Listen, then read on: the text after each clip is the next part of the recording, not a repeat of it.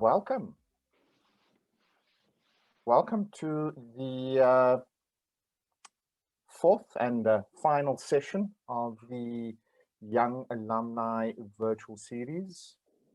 My name is Niven Miri. I'm the Alumni Relations Manager at UWC, and I will also be your Program Director for today's session. On behalf of the Director of Institutional Advancement, Professor Anesh Singh, welcome to the Chair of Council, members of the UWC Executive Management, members of UWC staff, UWC students, and of course the UWC alumni community, as well as welcome to members of the broader university community attending the session today. It is an absolute honor to host you today, and thank you very much for supporting the Alumni Relations Office and UWC on this Young Alumni Virtual Series initiative that has been spearheaded by the Alumni Relations team. So from a contextual perspective, ladies and gentlemen, the series has been tailored for all our alumni as part of our ongoing commitment to offering you, our alumni, tangible benefits and real life value. So that said, the series has admittedly a bias toward our younger alumni communities as they navigate this ever-changing world. So topics that have been discussed in the recent past include career guidance, entrepreneurship, and innovation, as well as other soft skills that would enable our young alumni to navigate the world of work. But that said, ladies and gentlemen, today's session is applicable to each and every single one of us as part of the UWC community, but more importantly, as South Africans. Gender equity and access to a changing world of work is an aspect that forms part and parcel of the broader scourge that is plaguing our fragile society, and that is of gender-based violence. I mean, I think in the recent few days, past week, we have witnessed some gruesome atrocities against our women, our mothers, our sisters, our daughters, grannies, nieces, aunties, and even our neighbors. And this today, ladies and gentlemen, is merely just one step in the direction that we as UWC, we hope that we can start righting the wrongs, that we can start having the impact on our society and our communities in order to be able to heal and affect in a positive manner our communities. But before we get started today, ladies and gentlemen, there's some very basic house rules for engagement that we request that in order for the session to run as seamlessly as possible, that all attendees please adhere to the house rules. So first and foremost, the session will be recorded and broadcast live on Facebook. And the recordings will be used for purposes none other than to further the Young Alumni Virtual Series. No information from the session will be disclosed to any third party. If you wish to maintain your anonymity, please keep your camera turned off or even edit your identity. Also, to ensure that the session runs on time and to ensure minimal disruptions, please ensure that your mic is muted, and unless the moderator or myself, the host, asks you to unmute. If there are any breaks in transmission, please do reconnect immediately using the same link and you will be admitted immediately. Due to time constraints, please lodge any questions in the chat box. Questions will be grouped according to relevance and importance, which will then be posed to the moderator. We will not be accepting any random questions from the audience. So please place everything in the chat box. If you feel that you must engage the panel, please use the raise hand function. And then myself as the host, I will use my discretion to allow or not. Ladies and gents, please be advised, non-adherence to the above very basic house rules or any disruptive behavior, participants will be removed. So it gives me great pleasure to introduce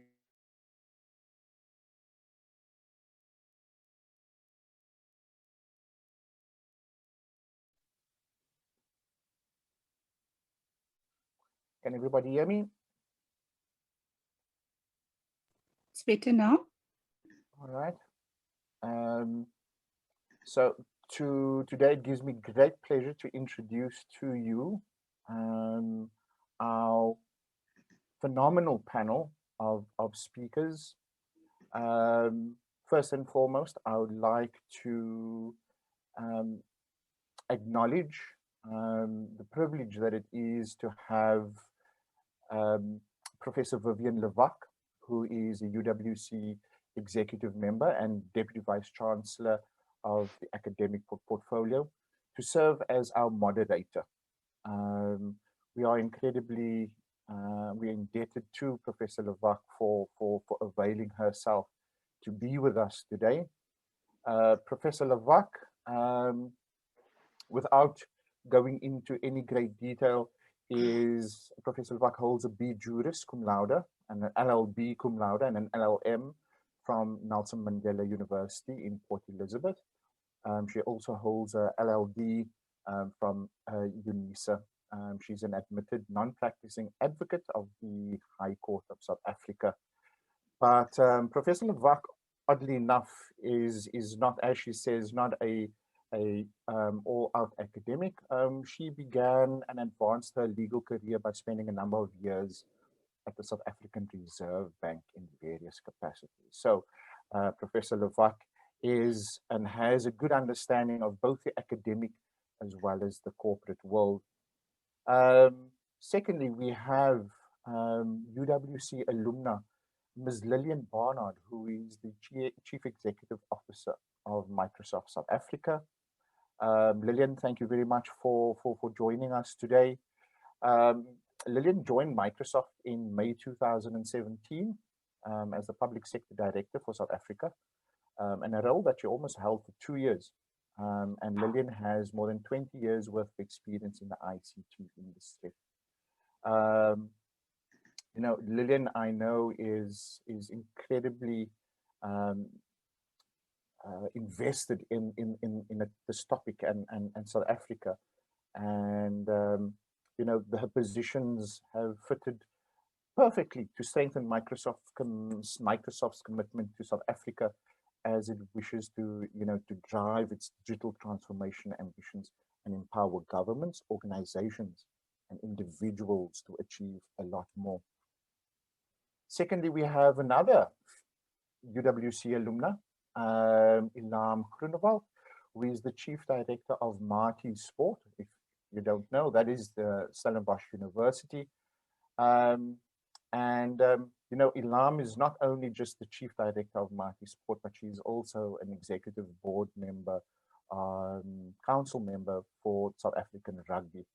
And she also occupies a few representative roles within the higher education sporting environment. So Ilham is certainly, breaking down stereotypes that have been pervasive within the sporting culture within South Africa. Then we have Ms. Tracy Ashington. Tracy is a career coach, student advisor, mentor, career strategist, and grad recruitment specialist. And Tracy has 22 years of matching smart people with awesome careers. And I think that says a lot.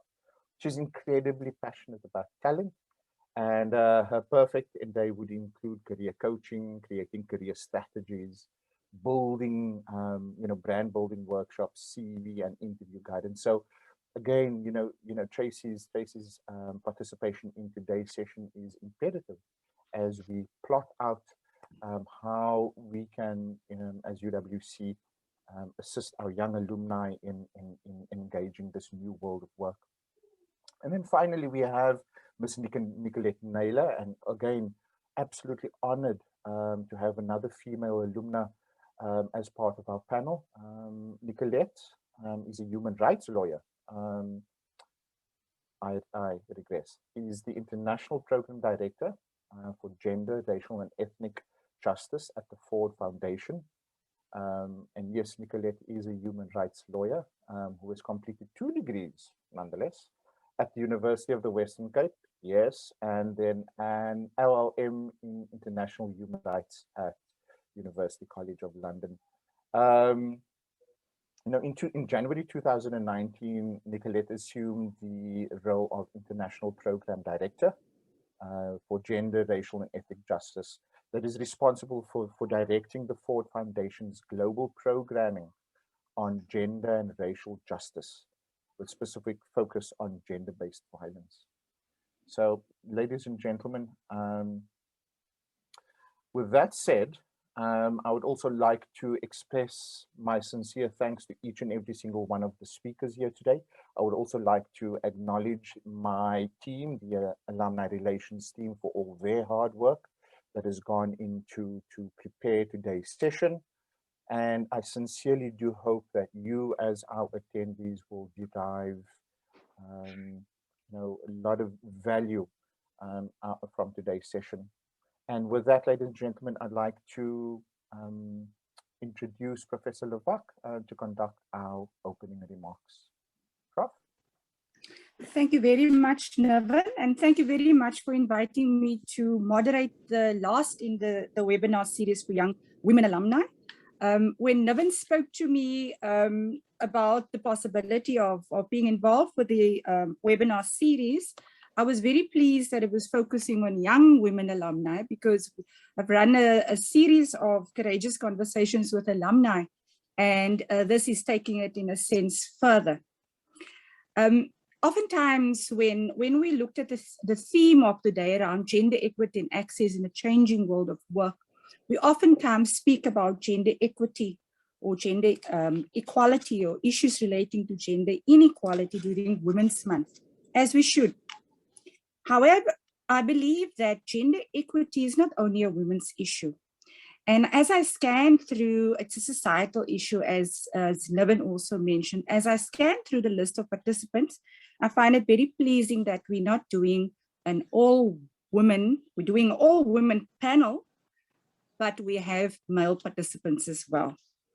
I like what Maya Angelou said about gender equality, and I quote, "How important it is for us to recognize and celebrate our heroes and sheroes. Today is such an occasion for us." I initially wanted to quote statistics on gender gap, but I thought we did that last week at a different webinar, but I thought not to do it today. We just have to pause for a moment to think of the horrendous death of a fourth-year law student at the University of Fort Hare, to be reminded how patriarchy repeatedly rears its ugly head, and ultimately through GBV and femicide in our country. It is everywhere. It's in our workplaces, it's in our churches, it's in our communities, and sometimes in our families.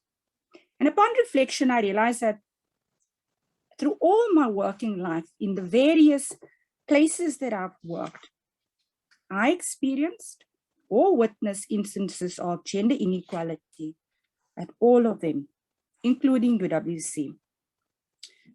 So to set the tone, we would like to have, even though we're not doing the courageous conversation format today, we would like to have a courageous conversation with our panel.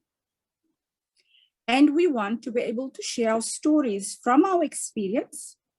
And then at the end, I would ask the panelists to share their pearls of wisdom to our young women alumni, so that we can pave the way forward for each other. So let me tell you one example, my tea incident at the South African Reserve Bank, and it might be familiar to you. So I'm a payment system lawyer and only representing the bank in a meeting with the commercial banks as the lawyer for the bank. And one of our administrators came in with the tea, and she said, "I must please pour the tea for the men." And my response was, "Why must I pour the tea for the men? What's wrong with them that they can't pour their own tea?" For me, it wasn't about the tea, it was about the symbolism attached to having to pour, having to have an even footing around the boardroom, at the boardroom table, and then be expected to pour the tea. Her response was, "But you, the woman, you pour the tea." And in reflecting about that tea incident, it made me aware of how sometimes we as women, we buy into patriarchy. We sometimes enable it and we don't call it out. Our panelists here today are going to be sharing with you their stories of the challenges that they might have experienced, their own perspective, in other words, on the topic of gender equity, access, and in the changing world of work. Throw into this environment that we find ourselves in at the moment, not only a changing world of work, but a changing world of work within a changing world. But what we want to do today is, whilst we are being courageous, we would not want the session to be a male bashing session. That's not the intention at all. But we would like it to be a positive session where at the end, all our panelists will be sharing their pearls of wisdom, and we would be able to have a conversation, hopefully, through some of the questions that will be coming through on the chat. I will now invite Ms. Lillian Barnard to give her perspective. Thank you. Prof. Lavec and Nevin Marie, to all the young alumni that's on, to the university staff, any distinguished guests who joined us, thank you so much for having me. It's an absolute delight always to partner with UWC, a university that actually gave so much to me. I remember going on the train at the age of 17, just with a suitcase and a dream for my BCom degree. I ended up doing my honors as well. And I actually learned most of my very base leadership skills at this university. I was given an opportunity to be a tutor in the business economics department in my third year and in my honors year. So this university is incredibly dear to my heart, and it's just fantastic always to partner with you. Now, this topic is very close to me, and I always say that this is my story, and I do not take for granted just my progress that I've made, but I'm also acutely aware that just so many have gone ahead of me. If I just think of where we're finding ourselves in South Africa, is that, you know, women are becoming prominent in all spheres of our economy, medicine, law, business, you name it. But still significant progress needs to be made when I think of the technology sector, which is the sector I'm in, the sector I've been in for the last 25 years of my life. And women are still significantly underrepresented. So if you look at the stats globally, it will tell you about 20% of top tech jobs are held globally by women. And I don't think it's any different for us locally in South Africa. And while some gains have been made to narrow the gap, we find that, you know, there's always this conversation that is it a question of, you know, is it the skills? Is it about, you know, making sure that, you know, women are not up for these deep technical jobs? But the real difference is starting to happen when we encourage women to take up these careers. So it's more encouragement that is actually leading to women taking up these careers. And it just tells you that we need to do more around that. I believe that the business case for change has been made. There are several studies out there that have proven that when you actually have a good balance in gender, you know, diversity, you see increased productivity, increased innovation. In fact, you know, the World Economic Forum have a beautiful study out that says that as we think about our world going forward, we cannot leave out 52% of our workforce in our engines of innovation. If I think of where we are from a technology standpoint, innovation will be at the core of everything we do, and we absolutely need women to participate. So now, as I think just in terms of the role that we need to play as female leaders, you know, who have pretty much, you know, advanced their own careers, and what difference we could make. And before I get that, I maybe want to get to what are some of the challenges that I've seen that are actually, you know, keeping women behind. And I will just maybe mention three, right? Number one, it's gender stereotypes. We have to make sure that we eradicate these stereotypes. this whole notion around that, you know, men are seen as the default leaders. When people often think about leadership, and this is also something that was highlighted in the Catalyst study, you know, where they talk about, you know, men are seen to be taking charge and women are seen to be taken care. So we have to make sure that we stop boxing women into a certain narrative.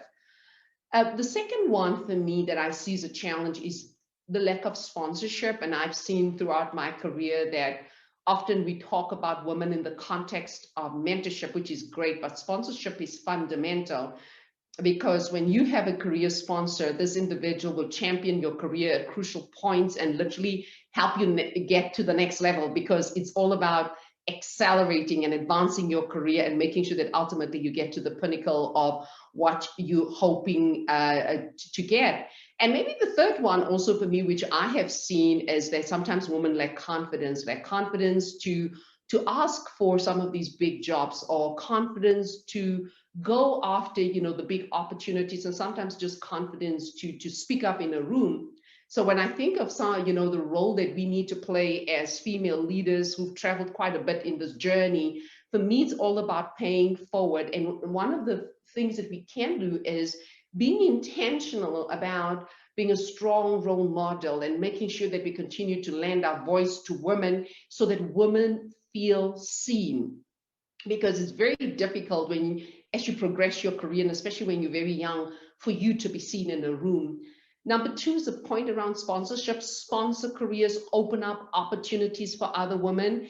And then mentorship. Mentorship is fundamental. It's about making sure that we mentor the next generation of young women so that we can help them ultimately take up, you know, some of these jobs, you know, in tech, because mentorship is really just a beautiful way for you to kind of accelerate your own career, learning from someone else's experience. And also when you kind of have a very structured mentorship arrangement, it's just amazing what that can do for your life. And I often say this, you know, on many platforms, that I am the direct, you know, beneficiary of mentorship, because so many people have actually aided my journey. Back to you, Prof. Thank you. Thank you very much for that initial input. I'm looking forward to the pearls of wisdom later. The next speaker will be Ms. Ilham Groenewald. Over to you, Ilham. Thank you very much, Prof. Lavak, and thank you to UWC for this invitation. Similar to Ms. Barnard, I have a very rich history with the University of the Western Cape. I spent more than 2 decades of my life there. We don't have time for me to share my journey, but I think it's very important that I just note that my first job at UWC was an unpaid job for 3 months. I ended up working for Dr. Vincent Mapai in the political science department. I had no offer. I walked after the gentleman and I told him that I wanted to come and work for you, and the rest is history. So a very, very special story there on my part as well. So I think that in sports specifically, we have achieved much, particularly in the recent history, and on the playing fields. We've celebrated Banyana participating in its first World Cup in 2019. We experienced Cricket South Africa announcing a complete overhaul of professional contracts for our women's team. Recently, football appointed its first female chief operating officer. We are hosting the 2023 Netball World Cup. And of course, our 2 medalists of Tokyo 2020 for the Olympics are women. So this means that we are making progress. But the reality is we remain very underrepresented. In the higher education sport environment specifically, we have more than 30 members of University Sports South Africa, but only about 5 of us are heading up the different sport departments. Now that's a very, very small number. So I agree with you, Prof. Lavak, even in the university environments, where we have these wonderful, bright minds that we attract to the university, that we allow to graduate, you know, with top class achievements, we're still not making adequate provision for them at various levels. And I think that now with the impact of COVID-19, the stakes are even higher. If we look at the impact, women are at the forefront of caring for everyone. Now, I don't even want to unpack the very negative impact that COVID had. You know, in the last couple of months, I must have received over 30, 40 CVs of people looking for jobs. And that shows you, I heard on the news yesterday that we have a 34% unemployment rate in South Africa. And that means women are even worse off. So in the sporting environment, the male-dominated space remain. Our top sport organizations, none of them have female CEOs. And like I said, it's only, and I'm not speaking about netball because it's a female-dominated driven sport, and it should be that we have a female CEO. But that's about it. Gymnastics South Africa has a female CEO, but there are reasons for that. And so I think my position here is that we have so much work that we still need to do in the sporting space, because in the workplace, the picture looks very, very bleak as far as I'm concerned. And I know that as organizations, we continue to strive to achieve and work towards gender equity. But I do think that we need to rethink the systems. And we need to challenge the assumptions, like Ms. Barnard said. And we need to make sure that we try and harness the powers of all genders. I think for me, we tend to leave men out of the conversations, or all genders for that matter, out of the conversations too often. And we continue to repeat ourselves. A colleague of mine said, we need to make a commitment to each other that we're going to stop gathering and complaining. We're going to come together and we're going to find solutions. And I think that's a key aspect that we need to achieve, not just in sport, but I think in all of the environments. So what are some of the challenges that I've experienced? You know, I've sat in many meetings where I will come forward with a brilliant suggestion, and then 5 minutes later, a male colleague will make the same proposal, and it seems like this, wow. You know, I do not shy away. I would raise my hand and say, and I will say, Chairperson, I've made exactly the same proposal, and you've simply ignored me. So let's just pause and take a moment. It's not about giving credit. It's about giving acknowledgement for the contribution, because sometimes our voices get lost because we do not raise our hands and say, goodness gracious me, this needs to stop. Now, you have not seen me in action in a boardroom. Professor Tyrone Pretorius is my chairperson of the University Sports Company, and he can tell you many stories about my engagement, but that's the negative. But I also want to share the positive in terms of the commitment by board members, by leaders to change the system. A recent one for me is the South African Rugby Union changing their constitution so that they have every representative must bring a woman to the meeting. Now, I'm more interested about the results thereof, but I think I'm positive because for us serving on boards and being part of committees, it's part of our work environment. I also think that sometimes we have the programs in place, Ms. Barnard, but it's not intentional because we keep women on the waiting list for promotion for too long. And I think for me, that's some of the challenges that in my space, I keep on facing these and beyond, and we need to move beyond the gender diversity. It's also about the language that we use. And I think the Center for Creative Leadership made a point to say that they've changed the phrase of inclusion and diversity to diversity and inclusion. And I'm going to leave it at that because I want us to think about that. Thank you very much, Prof. Lavak. Thank you very much. Our speaker will be, to give a will be Ms. Nicolette Naylor. Please, you, Nicolette. Thank you, Prof. Good afternoon, everyone. I'm really honored to be here today, to be back home, because I see UWC as home. UWC really laid a foundation for who I am and what I've achieved. When I came to UWC from the Cape Flats, from Balor in 1993 to study law, I never dreamed that I would end up working for a global organization. And I also didn't realize how many different avenues law would open up for me beyond just practicing law in courts to working in the international development space. So I have enormous gratitude to UWC but also for the skills and the political consciousness and my awakening. Like Ilam, my first job at UWC was at the Gender Equity Unit. There used to be the Gender Equity Unit, that little house. I was working, I coded books there. And I was also very active in the women's movement, Kopanang, at UWC in those early 90s. So my work and my passion for the issue of gender equality goes way back, and I'm still working in that space. And the challenges we face in South Africa are global challenges, and I encounter that on a day-to-day basis. And for me, gender equality is not just about treating everyone the same. We don't just want to be treated the same. It's about a transformational component, and it's about addressing the structural components and the systemic challenges around equality. And it does require us to take positive steps to actually redress the injustices of the past.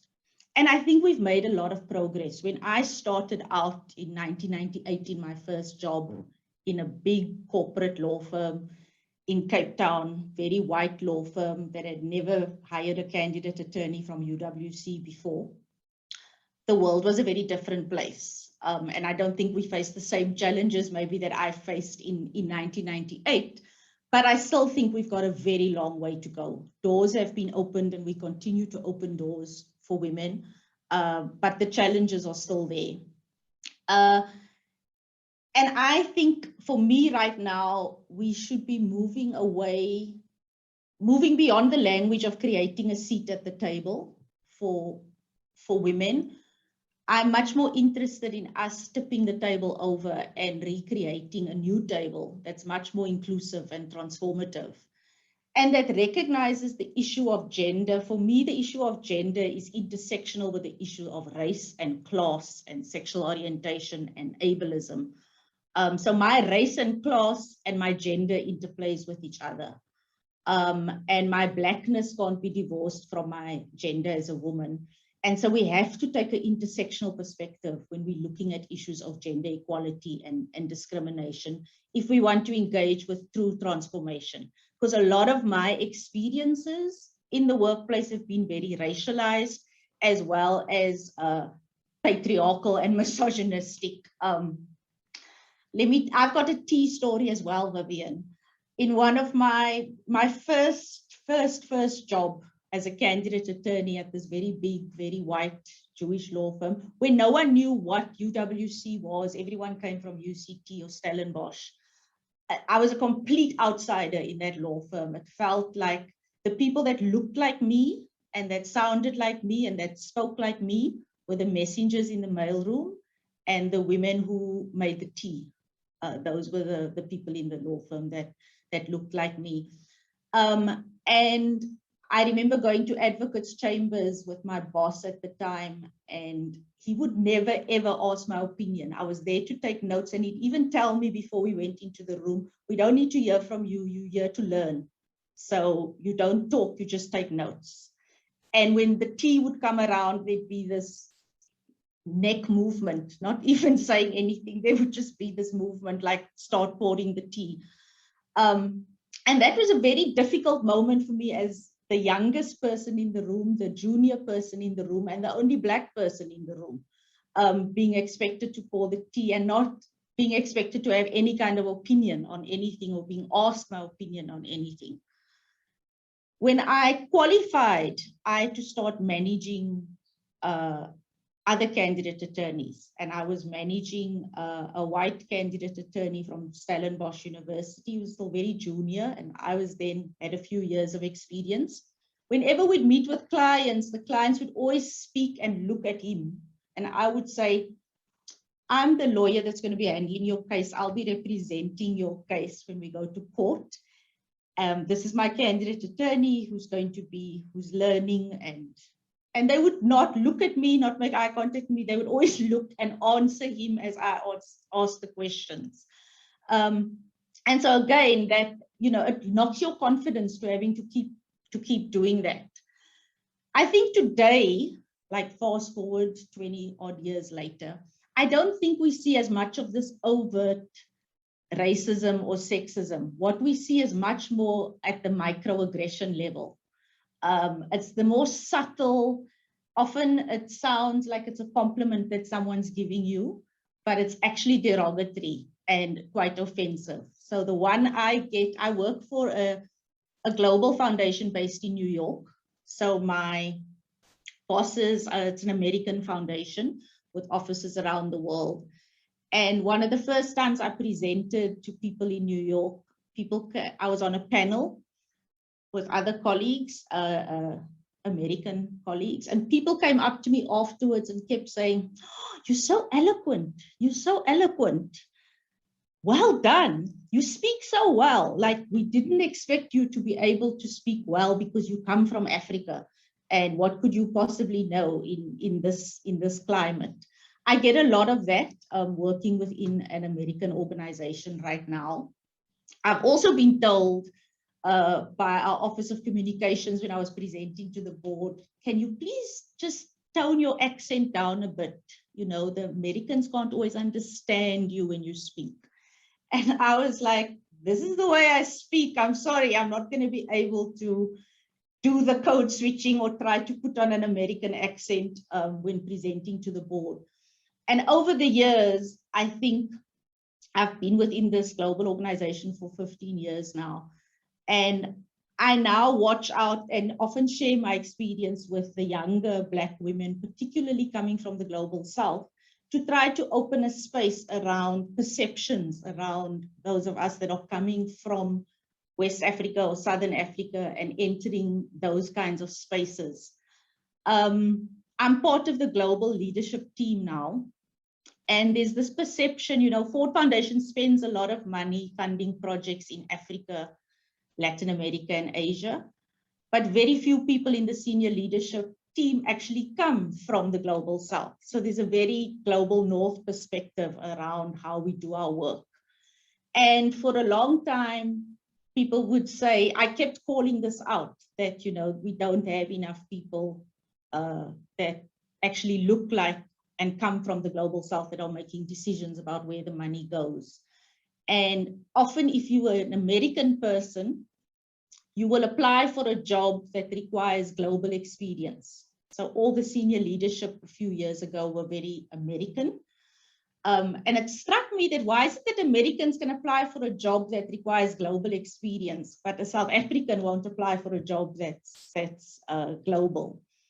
And this perception that you can't be global if you're coming from Africa. And I think that's shifted a lot in the foundation.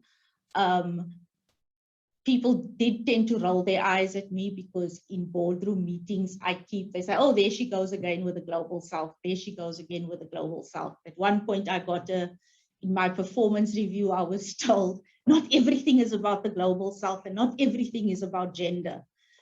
And I said, well, actually it is. Our mission is to support work in the global South. And so I'm going to keep making the points around gender and around how we interact on these issues. And I think it's hard when you start feeding this narrative about the angry Black woman in the room, when you're the person that keeps putting up your hand to call out something on gender or to call out something on race. But I found it's become a lot easier for me now because I'm part of that leadership team versus when I was very young and green and new in spaces where I found it very difficult to articulate the challenge beyond being very angry. I was very angry, but I didn't always know how to channel that in terms of a solution or a proposal or a recommendation. And so that's become something that I've had to learn over the years. And the last thing I'll say is that this insider-outsider experience that we often navigate, we all navigate that in our workplaces in terms of how do you bring your full self to work.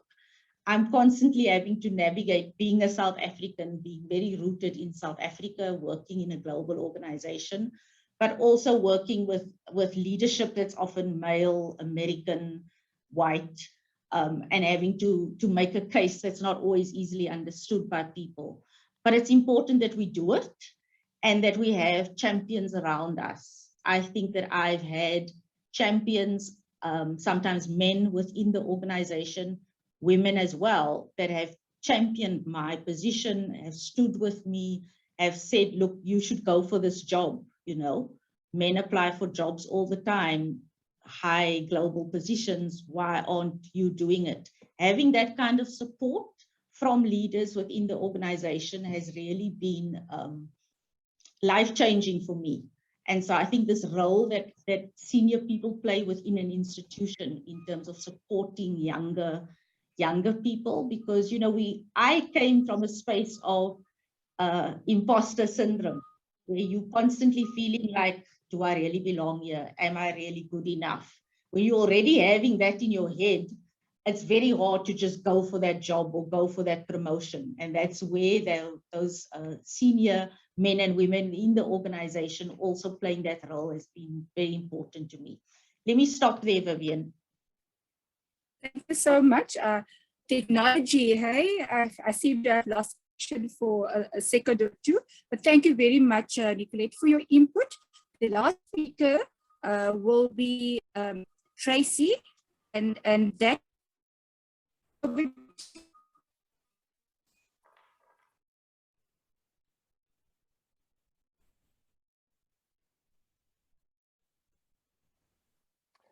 Professor Levak, the communication seems to be breaking up, Prof. Would you like me to pick up and I carry would on? appreciate that. I would like Thank you, Tracy. Tracy to please carry on. Thank you. So, Nicolette, you thought your imposter syndrome was debilitating. And now I'm with this group of really powerful ladies, and I'm coming in from a very different perspective, and that is that I have experienced, you know, these prejudices and the impact of them as a recruiter. And interestingly enough, my career in recruitment has spanned sort of 10 years in Europe and the US, and then the next 10 years in South Africa. So it's another sort of comparison of, and then the other thing is, when I headed up recruitment at Rand Merchant Bank, I then went into graduate recruitment. So I like to think that I'm bringing sort of different perspectives, but primarily from a graduate level, and I'll focus less on my head of role, although my team was female, so we definitely had the appropriate diversity from a male-female perspective. But I'll talk about graduates and going through the hiring process and the many times that I saw the not always unconscious, the very open bias in the recruitment processes when it came to, you know, gender. The next thing I want to talk about is, for me, the gender thing. It's Women's Month, but for me, the far greater and more pressing, and it will increasingly be so, I think, given that people are sort of more open about their sexuality, is if we're not getting the male-female thing right, let alone the race thing, let alone all of the others. What about the people who actually choose to identify as, you know, different to what they were born, or they prefer not to identify? That's a whole new world, and talk about sort of an undercurrent there. But let's start with where I personally have experienced people coming into a recruitment process that seems fair, and where they honestly have not been successful based on the gender. The last thing I'll say before I talk through some of these is that my particular frustration, in fact, it infuriates me, is when I call smoke and mirrors. I would rather, you have the prerogative to make decisions about your business, but don't fake it. Be authentic. If you feel like there's a reason why you have to make a decision, you know, gender aside, please don't run fake, or don't posture, run fake recruitment processes to be seen to be doing the right thing. It's not fair. So the other thing is, you know, coming in, often I think that Cindy Ross helped me a lot with her sort of opinion. It's something that she's also an alumni. And she was saying, it's all very well to say equal work, equal pay. However, coming in, it's almost as if, I don't know, I find when I have a panel interviewing a male candidate, it's almost like when it's a female candidate, they've got to sort of prove themselves. It's almost like they're humoring them. So I have to stress, this doesn't happen a lot, but it's happened enough for me to say this is not okay.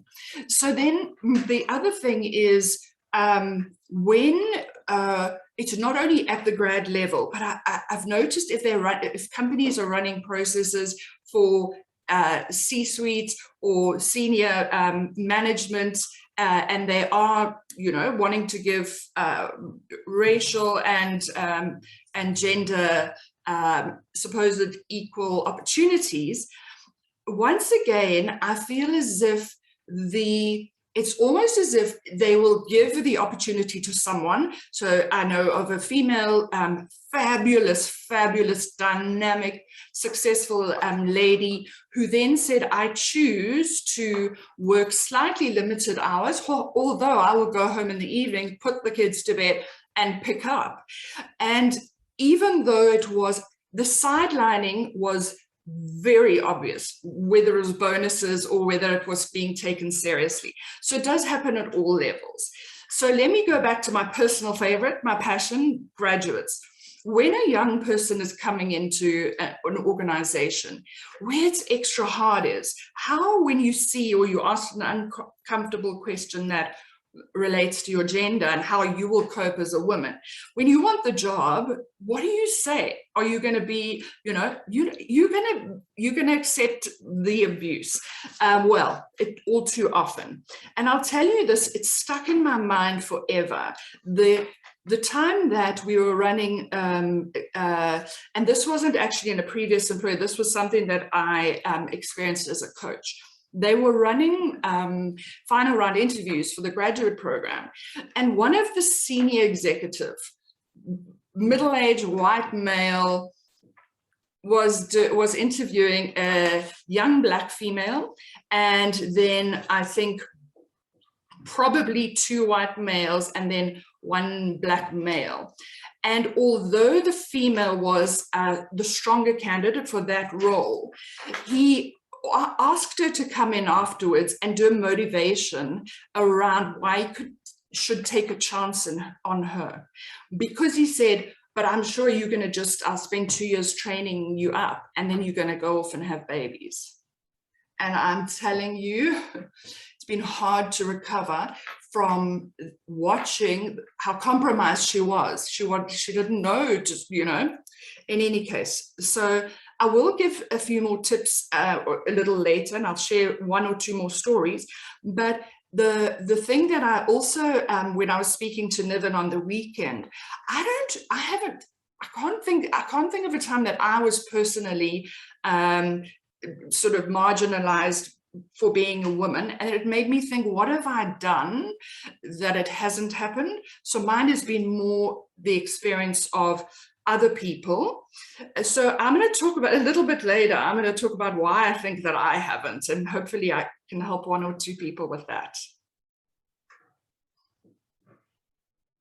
Thank you very much, Tracy. I'm registering and we will be taking some questions later. I see there was only 1 question. So what I suggest we do at this stage, if I think it's probably more for you, Tracy, but maybe any of the others can respond. There's 1 question. Why are recruiters asking women, not men, about juggling their careers and raising children in interviews? That's the 1 question. And Lillian, you have a question. As people ops in the tech space, we struggle so desperately to find female software developers. Why are women not dominating this space as well? And if they are, where are they? We need more women developers at our company, and that comes from Martine Friedland. So Tracy, do you want to have a go at that, or any of the other panelists around, assisting a balance. They always ask us women, how are you going to balance career? So I'm happy to talk to that. I think that recruiters often don't necessarily ask that, and I think they're less inclined. So for example, I say to candidates, don't put your gender on. It should not matter. In the US, you'd be sued for that, and certainly not your photo, which, I mean, come on. So I think recruiters are less likely to ask, and I'm talking about internal recruiters or agencies, to ask about will they cope in this environment, or how will you know. Whereas I think that the people who ask are actually the line managers. They're so focused on getting the most out of their employees, and they see the things that women are seen to take on is going to detract from that. So I truly believe it's them coming. It's like, we're going to hire a woman, but we need to sort of make sure we've got make provisions for them, because they'll need to go off and breastfeed. Let's put a breastfeeding room downstairs.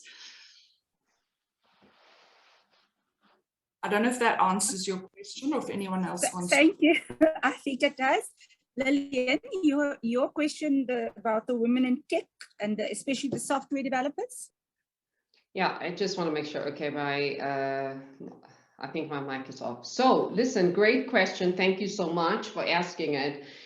To be honest, there are not enough women in some of these very technical, careers. And one of the things that we've been doing, and I've been talking, and I think especially 2 years ago, a lot about how do we debunk some of the common myths around women in tech, right? Because there were a few, myths that basically exist. Number one was that what we found was that girls believed that in order for them to go after, computer science and these very technical subjects, that they had to be computer nerds. And we all now know that that's not true. Number two, another, stereotype that's out there is that if you look at the Gen Z generation, a lot of them, when you speak to them, they would tell you, I would love to have a career where I can make a difference. And I'm perhaps not sure when I do follow a career in software development with how that would help me basically follow my dream. But if you look at how technology is literally at the center of innovation today, you can absolutely make a huge difference when you follow this career path.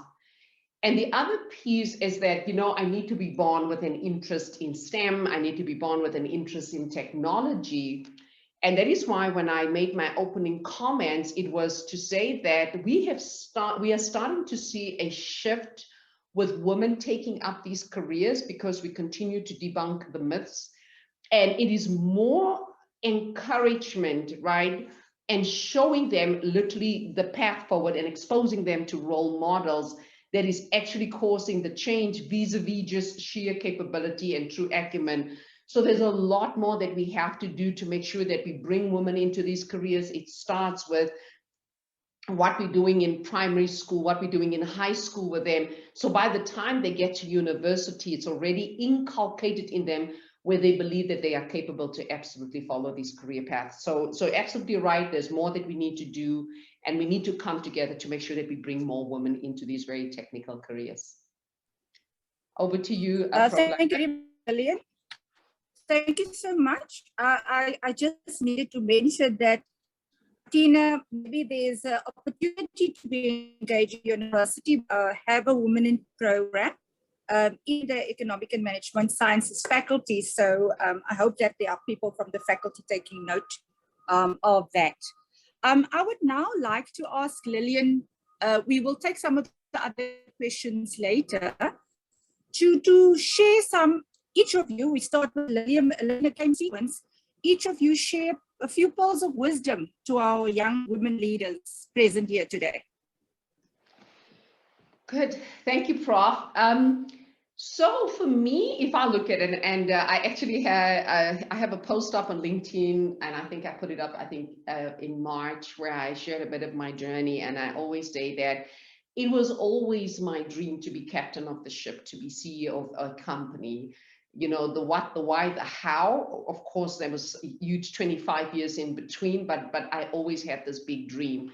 So if I think about my own journey and what has made a difference, despite all of the challenges that I faced around what everyone has mentioned. You walk into a room, no one sees you. You say something in a meeting, no one hears you. Let me tell you, that often becomes just part of the narrative, right? But the question is truly, how do you overcome? What is my advice for you overcoming? I talk about this one a lot, and that is about having confidence in your capability. That you know, that unwavering belief that you feel that you've got what it takes to do the job. It's about asking for those jobs. What I have found more often than not is that women don't apply for the jobs. We don't ask for the jobs. We don't even put it in our development plan to let our managers know that, let me just, you know, make you understand that I've got very big dreams for my life. And I want to let you know this is truly, truly what I'm aiming for. So have confidence in your ability, because if you want to do big things with your career, let me tell you, along the way, you will get scared. And then have courage. You know, my first leadership break came at the age of 28, and I got given 30 people to look after. That was literally the beginning of my journey, and it never really stopped. And I had to find the emotional courage to lead. And it can be very intimidating, but we must remember that fear can incapacitate you, right?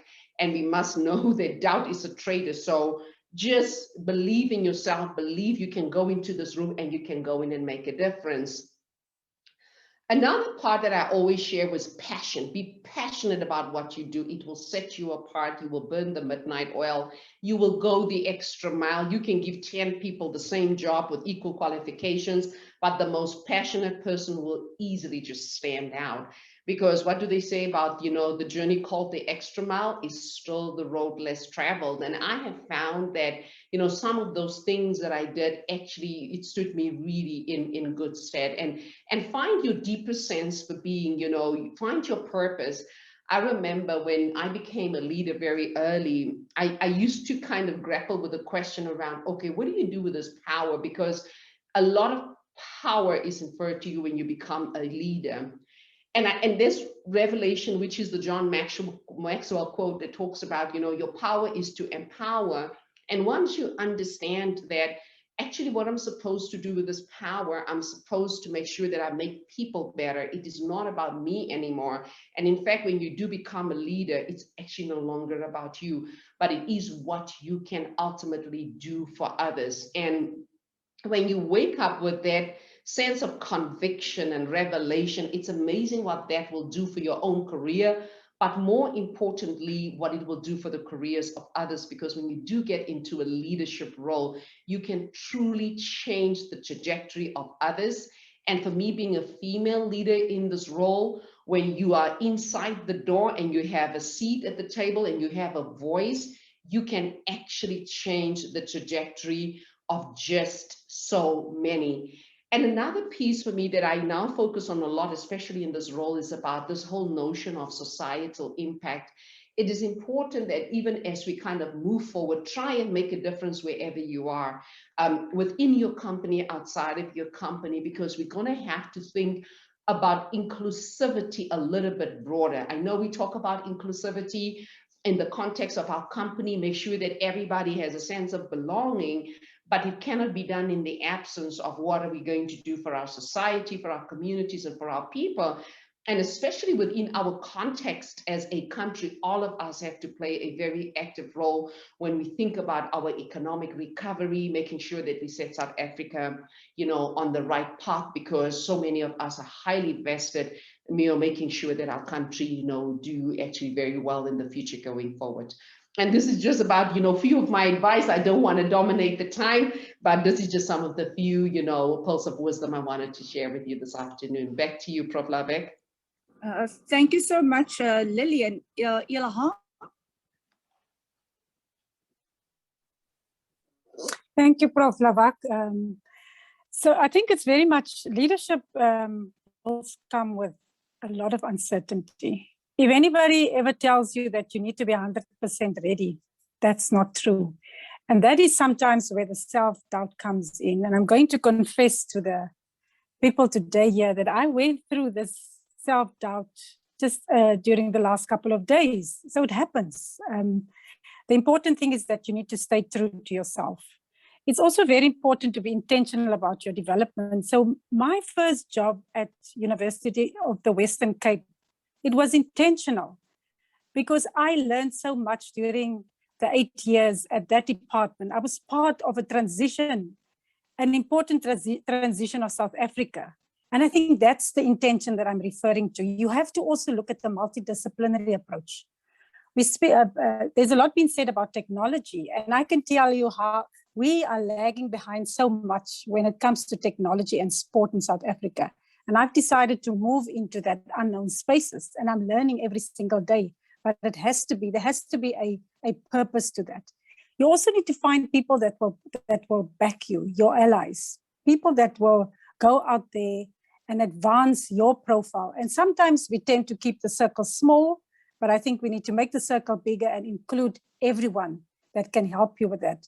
Because at times we are shy to give a little bit of credit. And what I mean by credit, it's specifically about being authentic, you being yourself, and when necessary, give yourself that credit. And I know that as women, we keep on struggling with that all of the time, especially when we're young.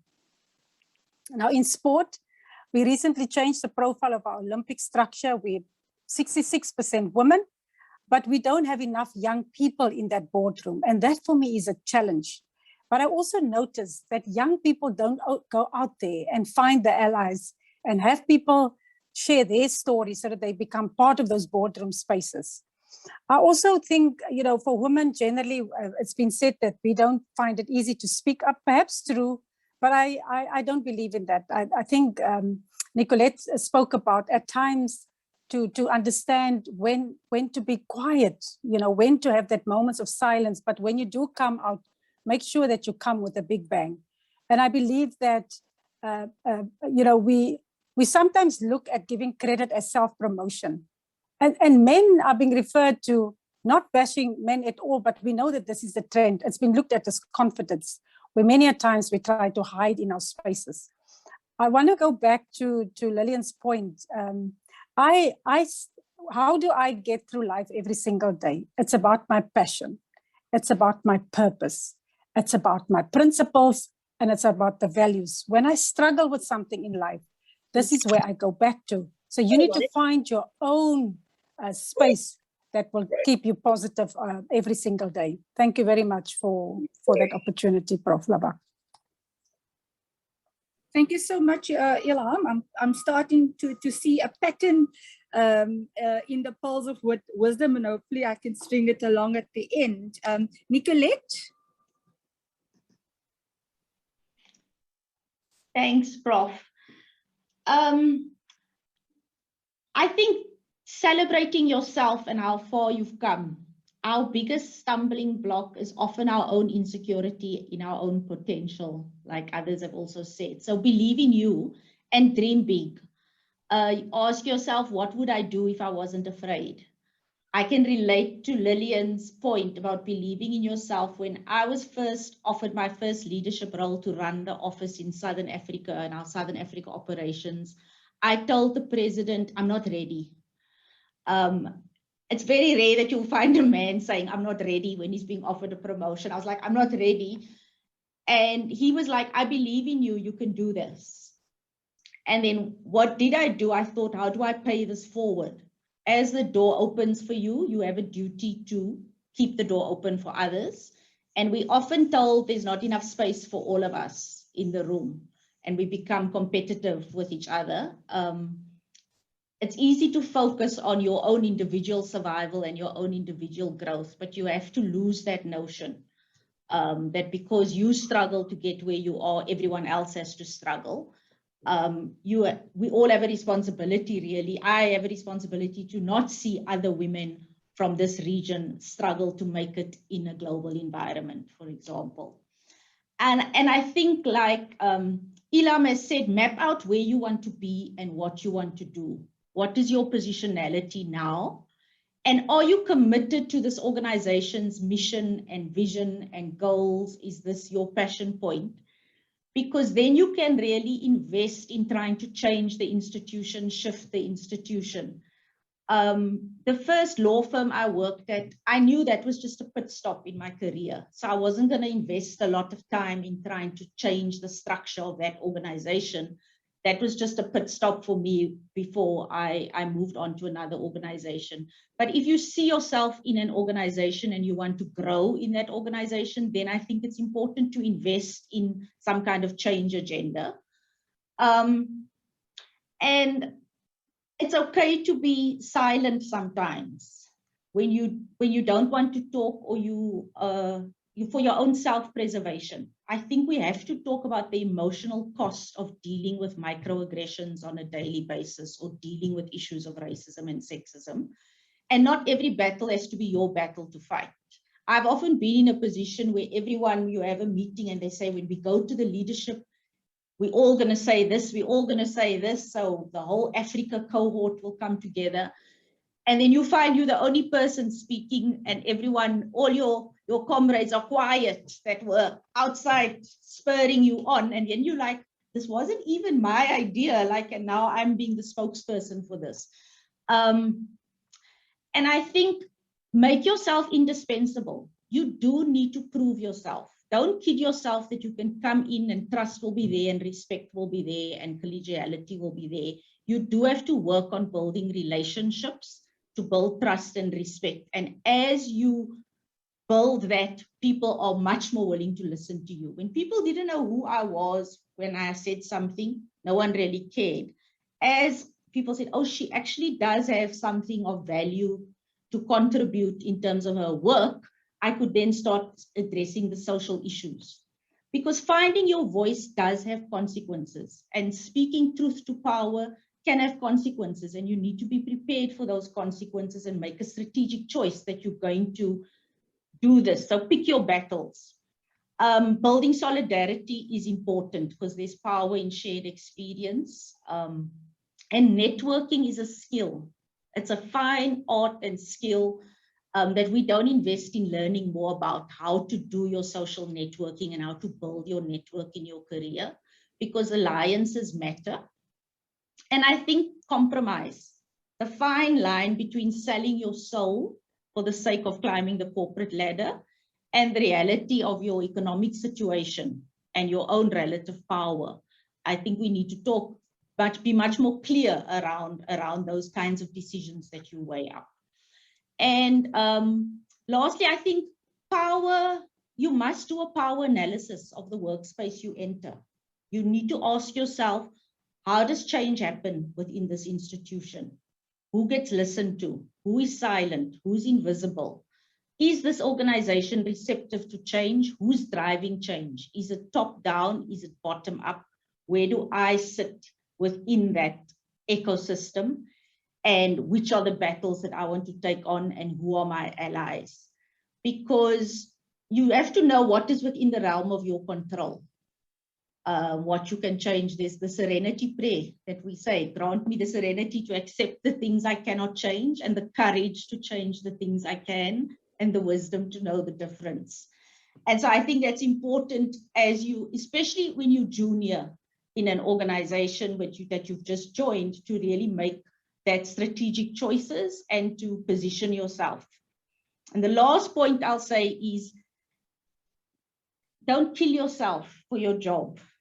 I think if I was giving advice to my younger self, I would say self-care is important. I've often sacrificed relationships and friendships for work, and I've climbed the ladder very quickly, and I've gotten lots of accolades in my career, but it has come at a cost. And your job will disappoint you down the line. So be kind to yourself and nurture your whole self, not just your career self, but also your personal life. And that's been a hard lesson for me that I try to impart on younger professionals. don't wake up and it's like, oh my God, I forgot to invest in having children because I was climbing the ladder, and I forgot to invest in spending more time with my family because I was climbing this ladder. Balance is important, and I come from a generation where that balance was not always emphasized, and you were almost embarrassed in a male-dominated environment to speak about self-care. But the world has changed, and organizations now do talk about mental well-being and self-care and burnout in a way that is much more progressive than it was in the past. But we ourselves often push ourselves to work late at night, work weekends, and to succeed. And that comes at great emotional cost that you need to be aware of. I'll stop there. Thank you very much. That really resonates with me. I always quote at UWC, the job is what I do, it's not who I am. On the self-care. Tracy, you get to share your pearls of wisdom before if you can also, the panelists, look at the chat. There are 2 or 3 questions that we'll briefly deal with, and then I'll try and string these pearls along. Okay, thank you. I have to say, Ms. Barnard inspires me because not only does she talk about her journey, she's kind of proved it. I mean, this is great inspiration, as in, you know, the case of Ilham and Nicolette. And Nicolette, I think you and I could talk for a long time about this because we have such similar views. The only thing, like I was saying to the panel earlier, is so Nicolette, I believe what you're saying now is absolutely correct. And I do think it's why I never really allowed myself to feel it. I mean, you can see I'm outspoken. I call a spade. And if someone said, pour the tea, I'd be like, you pour the tea. But when they're young, and then there was that comment about rural kids. And then there was also the thing where into, you know, more traditional countries, families, into the rest of Africa, there's that ingrains. How does somebody, and I wish I could give the pearl of wisdom, how does a young graduate wanting a job, being faced with discrimination, like at what point do they compromise? Do they, fair enough, I so agree with you, Nicolette. I do think we need to take responsibility for it. We can't just sit back and allow it to happen. We've got to prove ourselves. We've got to prove ourselves no matter what it is. But at what point is pushing to prove that we are actually worthy, compromising your, actually, do I want to work for an environment like this? So, I mean, my fellow panelists, please share some pearls of wisdom with me too, that I can then pass on to the people that I coach. All right, thank you very much, Tracy. I'm hoping that beyond today, you will still all be connecting with each other so that even if we're not managing to do all the polls now, we can definitely then do it offline. I see there are some questions. The one was for Ilham. Has any research been conducted looking at barriers of female referees or officials in football at the national level? And why are we not seeing more female referees in national level matches? That is for Ilham. If you can very briefly, Ilham, mention that. There's a lot of, while she's thinking of a response, there is probably for Lillian. I really enjoyed this. This comes from Kitumetse. I will have, okay. I thank all the panelists, and it is about the rural kids. How do we then look at rural child female who has limited access to education and technology, and how can we assist them, Lillian? Yeah. I think I'm going to take those 2 questions because the others are comments that I'm encouraging the panelists to please look at the chat for the congratulations that are also extended to you before I round up. Good. Ilham, you want to go first? Yes, thank you, Lillian. I'm not aware of any research, because if there was research done, the intent to change the landscape would have been better. So, but research generally in sport in South Africa, there's a big void. And so if we look at women in all spheres of sport, the policy is missing, investment is missing. People always say there's not enough money. So if you ask any sport federation, and it's true, they say that there's no money. So we conduct a lot of training opportunities. Now I'm going to speak from a Western Cape point of view. I know that SAFA Western Cape does a lot in that field.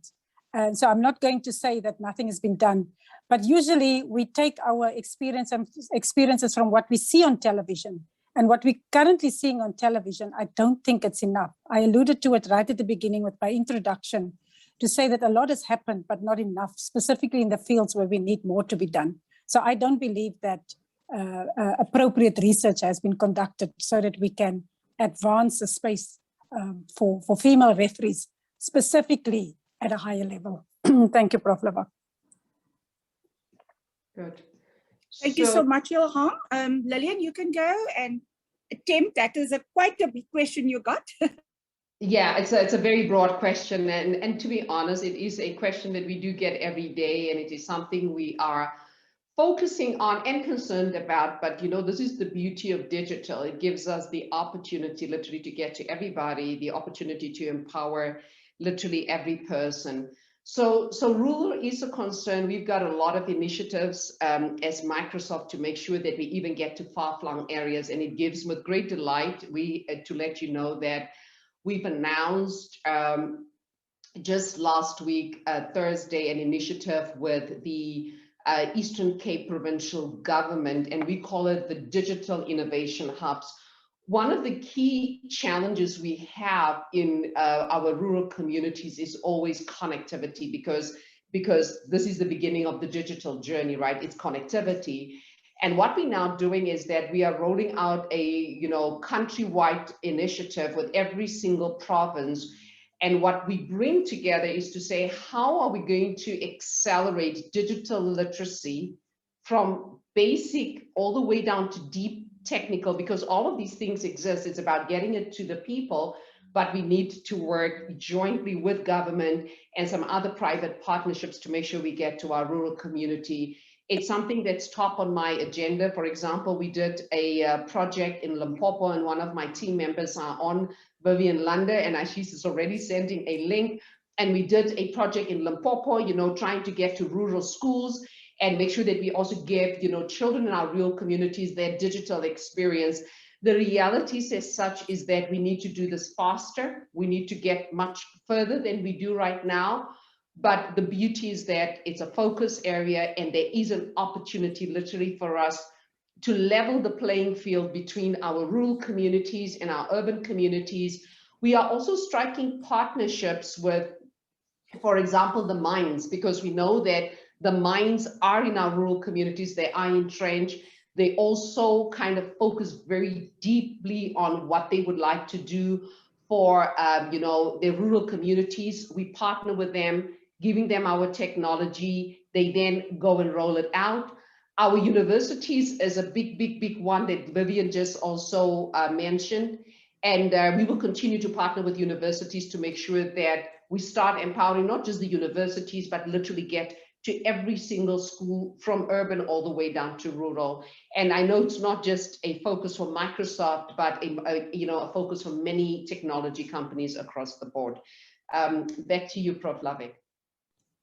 Thank you so much. Sorry, I slipped that in because I thought we are also focusing as a University of the Western Cape. It's one of my focus areas around digital inclusion and the digital social through our zone learning at UWC in an incubation space. So there's wonderful things that one could talk about.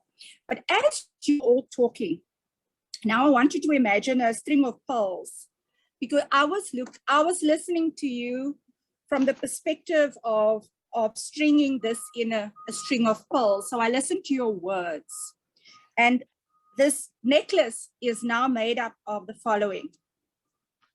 And this I then dedicate to all the people that are this webinar: confidence, courage, passion, empowering, impact, intentional, multidisciplinary, network, purpose, principles, believing, sharing, commitment, silence, indispensable, trust, respect, voice, strategic, compromise, power analysis, self-care. There was quite a mouthful in today's session, and that is why I listened to your words. And I'm actually hoping, Niven, in thanking every one of you as the panelists, Lillian, Ilham, Nicolette, and Tracy, for your not only wonderful input, but really insightful input into this topic that one can probably, I would suggest, Niven, another session where we can have more questions, taking forward these perspectives, and especially the pearls of wisdom that were shared today. I, for one, found it so valuable. And I think someone on the chat also said that it's lovely sometimes to hear that what you're experiencing, it's not just you, but you're experiencing, your experience is authentic. There's someone else that has a similar experience. And that sharing. If I were to say, how does one then make this not a talk shop? I will be carefully thinking through from each of our perspectives. How do I take today and do something practical? And that is why I spoke about partnerships at the end. Because I do believe that we cannot, if we want to tackle a societal issue and we all want to have a social impact, then we need to do it from the government to public sector, private sector. The community itself needs to be involved. That's quite important. And we as universities have a central role as almost a person or an institution that can bring all these role players together. So I want to thank each and every one of you on behalf of UWC, and also to say thank you to Niven and his team for setting this up. It's been an absolute pleasure to be the moderator here today. I've learned a lot, and that is the wonder about this journey, is that you sometimes reach a level of what they call unconscious competence, where sometimes you forget what you already know. And when you start, you don't even know what you don't know. So there's value in hearing other women such as yourself speak. And I have been very inspired and encouraged by the session today. So thank you so much. And I wish all of you a wonderful Women's Month. And of course, it's not the only month where we should be celebrating women. So in conclusion, I would like to leave us with a quote from Michelle Obama on change. She said the following: change is a direct, smooth path. There's going to be bumps and resistance. There's been a status quo in terms of the way women have been treated, what their expectations have been in the society, and that is changing. There's going to be a little upheaval, a little discomfort, but I think it is up to the women out there to say, sorry that you feel uncomfortable. That is something to ponder on. Michelle's wise words, that it is okay and that we say sorry, that sometimes we make you uncomfortable. With those few words and with this experience, I would invite you, before you leave, to just have a look at the chat, especially the panelists, and see some of the comments for your own noting. And thank you so much, everyone. Professor Levak, thank you very, very, very much. Professor Levak, Lillian, Nicolette, Ilham, Tracy, thank you very much for availing yourselves. Today, as they would say, ek kry skoon hoendervleis. it's really an honor and an absolute pleasure to have been a part of this. And I think, Nicolette, for me, the one term that you made reference to is alliances, and from the alumni relations division, that is our core focus, is to be able to develop the long-term alliances amongst our alumni population and community. And Prof, you can bet your bottom dollar this is the first, this is certainly not the last, that these conversations or such conversations will be embarked upon. And we, as the alumni relations team, we would be honored to host each and every single one of our speakers individually, because I think you all come with such a in-depth wealth and breadth of knowledge and expertise and experience that we'd be able to contribute to our broader alumni community. So with that, and on behalf of my team, and I'd like to invite each of my team members to switch on their cameras, because this has not just been Niven. Niven has merely just been an actor. Sumaya, Najma, Selo, Avril, these are the people that make alumni relations stick at UWC. And I need to commend my team for the work that they have put into this, for the entire series, and taking alumni relations forward at UWC. I'm absolutely honored to have my team around me, and wonderful alumni and partners. And Professor Levak, to you, as an executive member at UWC, we are absolutely enthused at the prospect of where we can go with this. So thank you very much to each and every single one of you for participating, and for all our attendees, thank you very much for taking the time and being with us today. Thank you. Thank you.